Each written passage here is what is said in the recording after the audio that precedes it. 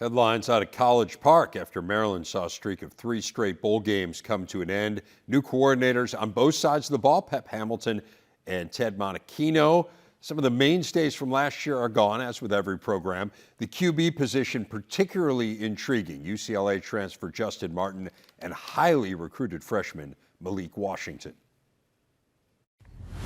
And head coach of the Terps, Mike Locksley, joins us now. Today's big interview. Coach, final week of practice as you head towards Saturday's spring game. Give us a sense of your biggest priorities here heading into this final week.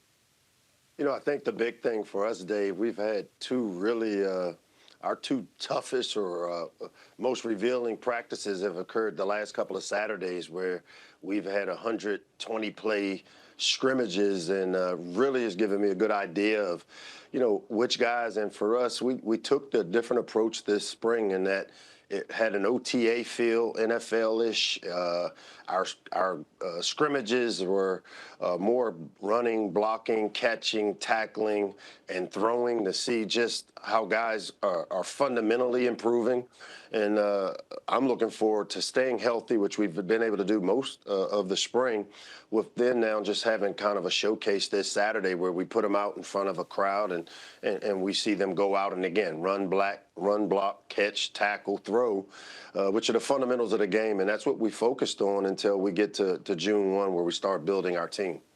I want to ask you a little bit about your two new coordinators, because it's always interesting when you make switches there. Let's talk first about Pep Hamilton, and certainly Big Ten fans are very familiar with him from his time at Michigan. Really well-traveled, really accomplished offensive coordinator. What should we expect this to look like under Pep?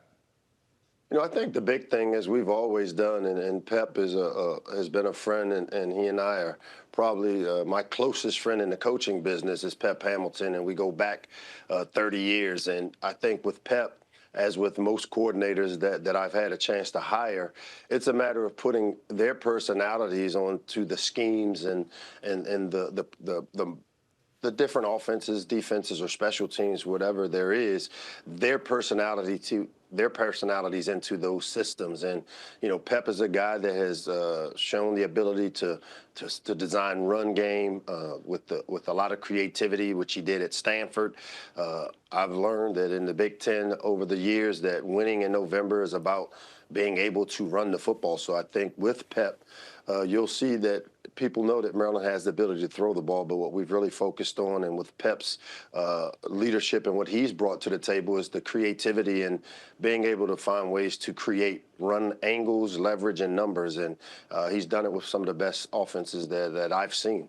In order to do that, obviously, you've got to have the offensive line where you want it to be. I know it wasn't quite where you wanted it to be a season ago. How have you addressed that here in the offseason? Yeah, you know, that's the nature of what the landscape looks like for us, Dave. You know, we've had 4 offensive linemen drafted, or 5 of our offensive linemen off the last couple of years of our team have been drafted or part of NFL rosters, from Jalen Duncan, Spencer Anderson, DJ Glaze, and then you throw in Corey Bullock with the Ravens on their practice squad, and Gottlieb Ayeje on the Raiders practice squad. We lost a lot of very talented older players, and we've built our teams over the years through what I call the high school model, similar to the NFL, through the draft. And a year ago, we played a lot of talented young players, and I think we'll be better just because of the maturation of that group and some of the experience they gained from a year ago. But we've also been able to add some pieces to it through the transfer portal. And I imagine that, you know, the philosophy we want to have on offense is obviously balance, the ability to run and throw the ball. And we'll be a better offensive unit up front because of the maturation of some of the young players in our system. You were talking about Pep and his time at Stanford, and I think he's known to a lot of people as just a great quarterback developer, and Andrew Luck is maybe the best example there. Did a pretty good job with him. He turned out fairly well. Give us a sense of your quarterback spot. You got Justin Martin, who came in from UCLA, and then you bring in Malik Washington, who was so highly recruited, a great coup for you guys. I know people always get excited about these highly recruited quarterbacks. What did you see so far here in the spring, and what might the competition look like heading into the fall? Yeah, we're finishing up spring, and Justin Martin has been a great get for us. Having an opportunity now to work with him, I think we're 12 practices in. You see why he was recruited the way he was out of high school. A really smart player, understands the game through the tutelage of obviously Pep and myself working with the quarterbacks. I've seen him get a comfort level in what we want to get accomplished on offense, and that leadership and obviously the experience that he's gained, having been in college, with Malik, on the other hand, I think he has been as advertised. As I've said before, you see a maturity out of him that I've only seen out of a few people. Jalen Hurts comes to mind, who I had a chance to be a part of his freshman year there at Bama. To see that maturity level, it's very similar, not to compare because I hate comparisons, but I would say the maturity level that Malik has shown at a very early stage in his career is what kind of gives me hope that, hey, this competition will be one that we see continuing, and me seeing that we're going to need both those guys at some point, and we're preparing them as if that's how we'll play. Let's go to the other side of the ball. And you took a little bit of a step back there last year. You've made a change at coordinator. Ted Monachino coming in. Again, a guy with a really good track record, both in college and in the NFL. How do you get better? How do you get to where you want to be and where you were, frankly, just a couple of years ago on defense?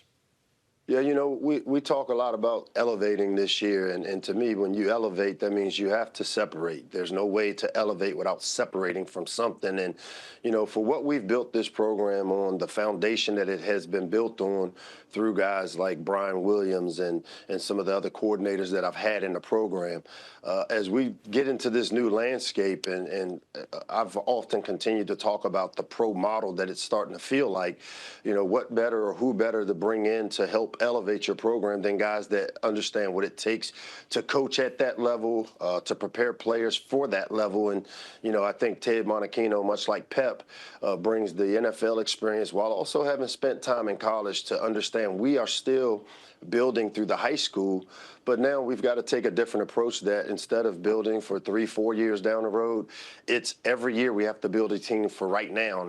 And that's kind of been the approach, because I've been one of those the best is ahead programs over the years because of how we've developed our team and our players. But when you start paying guys, the best has to be now. And so I've turned to guys like Ted Monachino, Pep Hamilton, and even Andre, who's come in as our special teams coordinator, turned to guys that have done it at a high level to help us elevate the program, which I expect us to do. Lox, you were mentioning there paying players, and we're now in an era where we have rev share, right? So where it comes directly from the universities, or let's assume we will, when this House case settles, which could be any day now. When you couple that with perhaps regulating NIL somewhat, I know you've had some attrition here during the spring. Join the club. Everyone's had some attrition during the spring. But in your mind, like a year from now, what's the right model? What should this look like, assuming that we are going to be in a full rev share world? I think the big thing is we all have to kind of, again, take those lenses off. I mean, right now where we are isn't what we expect to be. And I've tried to prepare us for July 1 with the expectation that the House settlement will happen. And once that happens, to me, that's where I've talked about it for us here at Maryland.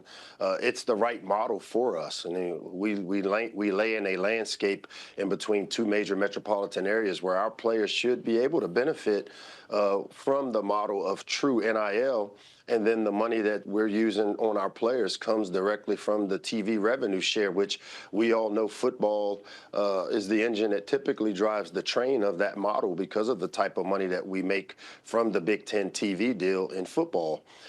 I expect the parity from the $3 million team, the $23 million team, to kind of shrink. And this is where I've said it all along, that this is a great model for us here at Maryland. It's one that you don't have to worry necessarily about being out-resourced. But as I said, let's see who can coach, including myself, with us all kind of being close and creating the type of parity that makes the NFL the biggest moneymaker of all sports. Well, going to be a ton of interest here over the next weeks and months to see kind of how this all settles down. But in the meantime, I know you got maybe some spring portal additions to make. You're going to finish off spring practice here. So enjoy juggling all of that. We appreciate you making a few minutes for us, as always. Thanks a lot, Locks. Thanks, Dave.